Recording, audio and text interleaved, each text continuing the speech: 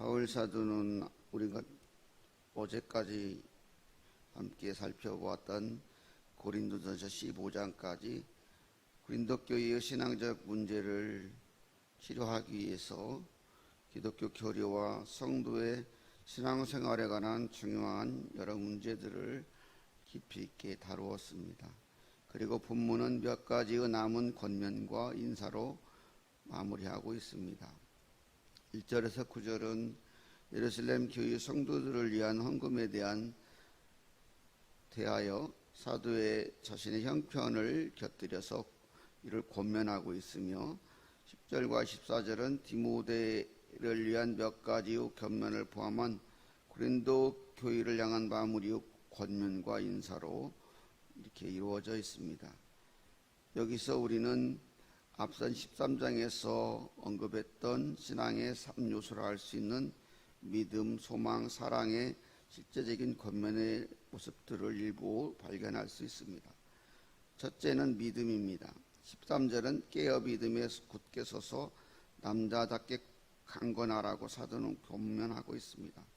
바울은 마게도냐를 거쳐 에베소에 지금 머물고 있고 고린도 교회를 방문하는 어려움 중에 있는 예루살렘 교회를 위한 연부를 전달하고 선교 보고도 하기 위하여 예루살렘 교회를 방문하려고 합니다. 하지만 멀리 마게도냐에서 고린도를 향하는 사도의 마음은 당장이라도 달려가고 싶지만 그럴 수 없는 무거운 상황입니다. 고린도 교회는 여러 지리적, 사회적 상황과 성숙하지 못한 교회인 까닭으로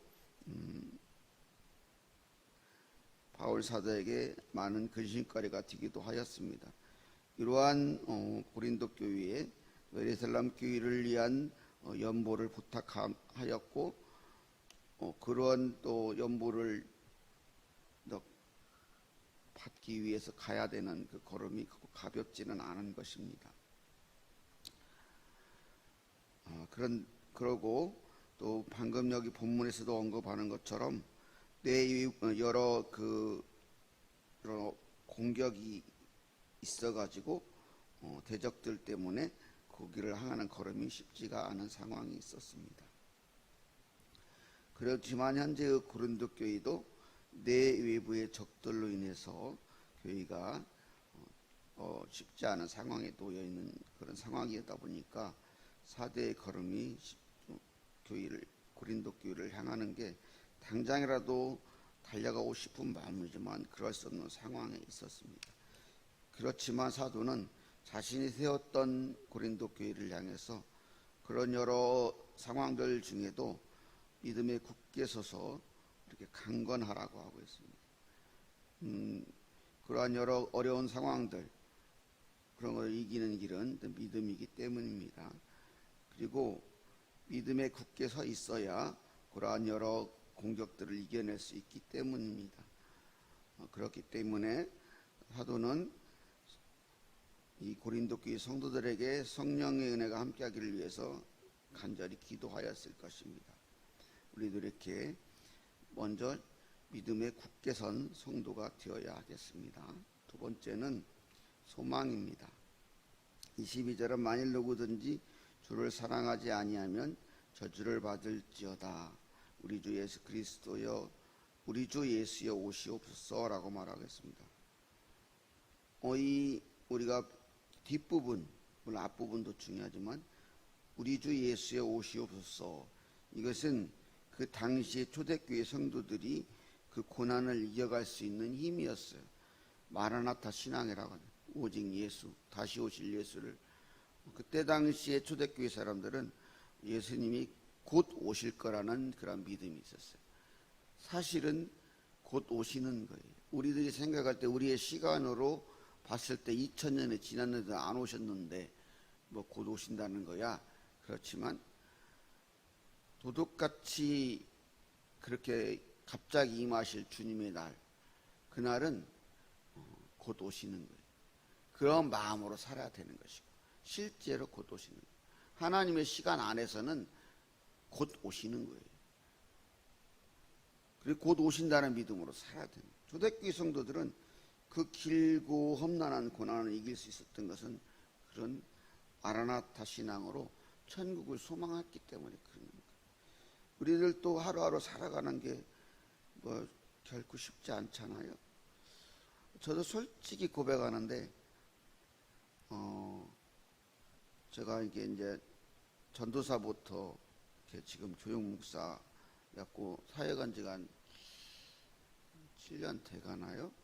돼가는 것 같아요. 근데 집사 때 이렇게 그때도 신앙생활 한다는 게 쉽지는 않았지만 이 교역자로 산다고 하니까 그래도 제가 이렇게 보이기에는 저렇게 허접하게 보여도 교역자로서 이게 부담이라든가 이런 것들 있잖아요. 맨날 일정한 그 시간표처럼 탁탁탁 움직여야 되는 그런 것들에 부담이 많이 있더라고요. 저도 이런 데 담임 목사님이나 이런 우리 부목사님 더 심하겠죠, 물론. 그런데 그런 게 있는 것 같아요. 내가 왜 그러면 이런 자리에서 이렇게 어째까지나 언제까지나 그럴지는 모르지만 감당하고 있는 이유는 무엇인가? 저 또한 이렇게 예수 그리스도 안에서 천국을 바라보는 소망이 있기 때문이 아닐까 생각을 해봅니다. 저도 이렇게 사역을 하다 보니까 제가 그렇게 좋아하는 거 많이 버렸거든요. 저도 담임 목사님처럼 낚시를 엄청 좋아하거든요. 낚시를 한 지가 엄청 오래됐어요. 기회가 안 돼, 할 기회가. 그리고 막 이런 좋아하는 것들을 못하게 되더라고요. 아마 바울 사도도 그랬고 초대교회 성도들도 그랬을 거예요. 그래서 사도는 마지막에 좀 의문스럽잖아요. 이렇게 인사를 마무리하면서 그거 앞말과 뒷말이 이어지지 않을 것 같은데 우리 주 예수여 오시옵소서. 이건 습관적으로 마음속에 들어있는 얘기를 하는 거예요. 성도들이 그랬어요. 마라나타 신앙이 우리에게 유일한 소망이 되어야 돼요. 이 시대를 이길 수가 있습니다. 어려움을 이길 수가 있습니다. 그래서 사도는 모든 것, 자신이 누려왔던 것들, 자신이 지금까지 쌓아왔던 모든 것들을 배설물처럼 버릴 수 있었던 거예요. 참 저도 어떻게 될지 모르겠어요. 나이를 먹어가지고 이제 그 목사님들이 70세가 원래 정년이잖아요. 네, 물론 그보다 일찍 다 은퇴를 하시지만은 저도 그렇게 은퇴의 나이가 되었을 때 남은 그 세월을 위해서 욕심을 부리고 그런 사람이 될지 저도 장담은 못하겠어요. 그러나 그래서 누구도 예의 없이 신앙인들은 참 소망을 가지고 있어요. 그래야 끝까지 바른 믿음으로 살 수 있고 그렇게 뒷모습이 아름다울 수가 있는 거예요. 그래서 바울 사도도 끝까지 그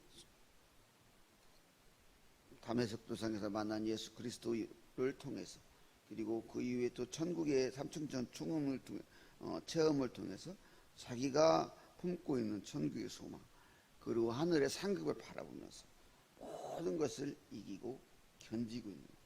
그리고 이 고린도 교회 성도들도 또한 그럴 수 있기를 바울은 바라고 있습니다. 이들도 또한 그렇게 소망의 사람으로 살아야 합니다. 끝으로 사랑입니다. 앞부분부터 뒷부분부터 이렇게 연보 이야기 뭐 이렇게 쭉 가면서 거기에 모든 일들의 그 출발점 거기에는 사랑이 있는 거예요. 고린도 교회도 사람들의 이 복음을 받아들이기까지는 바울을 통해서 전해진 복음이 있었기 때문에 바울은 그들의 이 복음이 있기까지 그들의 출발점이 어디냐면 예루살렘 교회거든요. 그래서 그들에게 이 귀한 복음을 전해준 예루살렘 교회의 어려움을 그들이 외면하지 않고 그 연보를 준비해서 이게 그냥 연보에 대한 원칙들이 쭉 나오잖아요. 여기 헌금에도 적응하면 준비된 헌금을 해야 되고 그 다음에 이렇게 사랑의 헌금, 자발적인 헌금 이런 것들을 준비해서 사랑의 헌금을 준비하라는 거예요. 그래서 이 연보를 드리는 그 속에는 사랑이 함께 가는 거예요. 그래서 하나님께서 성경에 그렇게 나오잖아요. 재물과 하나님을 겸하여 섬길 수 없고 보물이 있는 곳에 마음이 있다. 우리들이 그 효도를 한다고 하면서 부모님들에게 여러 가지 하면서만 그것에 이제 표현의 일부로서 그 용돈을 드리잖아요. 그리고 대부분의 지금 우리가 살고 있는 이 자본주의 사회에서는 마음을 표현하는 큰 수단 중에 하나가 이 돈이에요. 그리고 실제로 가식적이든 진실이든 마음이 없이는 이게 뭘 주질 않거든요. 그런 것처럼 하나님 앞에서도 마찬가지예요. 하나님을 사랑하는 마음이 있으면 진심 어린 헌금을 하게 되는 거예요. 제가 솔직히 고백하는데요. 제가 좀 돈을 좀 버는 편이에요. 직장에서는. 괜찮은 직장은. 근데 11조를 뛸 때 많이 벌면 벌 만큼 더 하기가 어려워져요. 진짜. 그래서 저도 딱 월급을 받으면 딱 명세서에 찍히는 딱 있잖아요. 월급. 그 세금을 제하기 이전에 딱 계산을 해봐요. 미리 딱 띄어요. 저도 유혹을 맨날 받아요. 남들 뭐 세금 다 제한돼. 그 11조는 너는 왜 굳이? 왜 그렇게 11조를 하지? 저도 예전엔 그랬어요. 근데 어떤 장로님이 딱 그런 말씀을 하시더라고. 그 11조를 할 때는 세금을 제하기 전에 그 명세로 11조를 하는 게 맞다고. 곰곰이 생각해 보니까 나도 11조 잘했다고 생각했는데 그래 잘못된 것 같구나. 그 뒤부터 그렇게 11조를 하고 있거든요. 네. 저도 가식적일 수 있어요. 근데 최소한의 저의 기준에서는 이만큼이라도 지금까지 그래도 직장 생활하면서 그 이후로는 안 떼먹고 이렇게 해왔거든요. 그럴 수 있어요. 저 사람들 헌금 형식적으로 뭐 쌩쌩내기 하는 거야. 근데 그것도 마음이 없으면 못해요. 그래서 신앙생활의 기본 중에 하나가 헌금에 있어요. 강요하는 차원이 아니고 우리가 나의 곳간이 정직한가를 생각해 봐요. 하나님 앞에서. 그리고 그 드려지는 헌금이 결국에는 교회에서 제대로 집행이 돼서 그 어려운 사람들을 돕는 데 교회에서 많은 비중이 쓰여져야 돼요. 원래 그 11조에는 객고와 가보를 그리고 레인들을 위한 거거든요. 당시 어려운 사람들. 그런 것처럼 헌금 속에는 사랑이 없이는 이루어질 수 없는 거예요. 그래서 지금 이 연보 얘기를 하는 것은 거기에 바탕에는 사랑 바탕이 있는 거예요. 그리고 또 14절은 뭐라 하면 모든 일을 사랑으로 행하라고 하잖아요. 그래도 22절은 또 누구든지 주를 사랑하지 아니하면 저주를 받을 것이다. 그래서 사랑은 먼저는 하나님 사랑이고 그 다음에 이웃 사랑인 거예요. 그리고 교인은 성도는 사랑이 없으면 껍질만 남는 거예요. 그래서 13장에서 그랬잖아요. 모든 것이 믿음, 소망, 사랑이 중요한데 그 중에 사랑이 중요하다. 사랑의 발로에서 믿음도 소망도 있는 거예요. 하나님의 사랑에서 다 출발했잖아요. 그것처럼 우리도 사랑이 내 성도로 살아야겠습니다. 하나님의 사랑으로 예수 그리스도 안에서 구원받은 하나님의 자녀 우리는 오늘 또 사도의 편문처럼 믿음의 사람, 소망의 사람, 사랑의 사람으로 살아야 합니다. 그럴 때 믿음의 능력을 나타낼 수 있으며 소망으로 기뻐하고 사랑을 해서 하나됨과 화평을 이루게 될 것입니다. 저도 솔직히 이렇게 오늘 말씀을 전하지만 이렇게 하면 아침에 이제 밥 먹고도 출근을 하게 되는데 과연 내가 직장에 가서 이렇게 살게 될까? 살 수 있을까? 저도 장담은 못하겠어요. 그러나 그렇게 해보려고 조금씩 노력하고 있어요. 제가 잘해서 여러분 앞에서 이렇게 말하는 거 아니에요. 제가 오늘 제가 헌금 얘기했다고 시험 들지 마세요. 자랑하려고 한 거 아니에요. 진짜요. 근데 그 한 번쯤은 우리가, 제가 그 서기 그 헌금 집계하는 거 오랫동안 해봤거든요.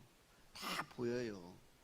근데 기도도 그렇게 그럴듯하고 신앙도 그럴 것 같은데 진짜 헌금 한 푼 안 하는 성도 몇 년간 봤어요. 진짜 봤어요. 그거 정상적이라고 말할 수 있을까? 생각해 볼 필요 있잖아요.